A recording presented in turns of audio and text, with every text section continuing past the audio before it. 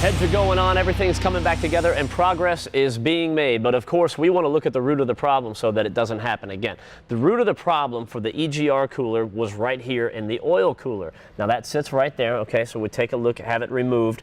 Oil comes in, coolant comes in, and that keeps the oil nice and cool so it can circulate throughout the engine and everything is good. Now we cut that baby in half to get a good look at it. Bruno and I love cutaways, right? So let's take a look.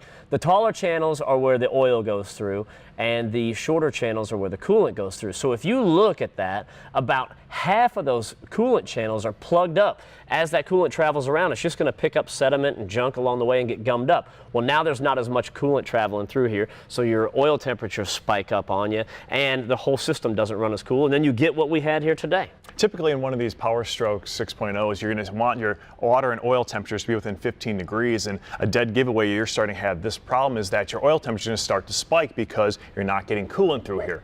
Now when this happens is usually when you get the failure with the EGR cooler, because the restriction of coolant going through here, well, is going to be restricted going through here. Now remember, this is mounted right off the turbo, so you've got that 1,000 plus whatever temperatures, gas is being forced through this cooler back into the engine.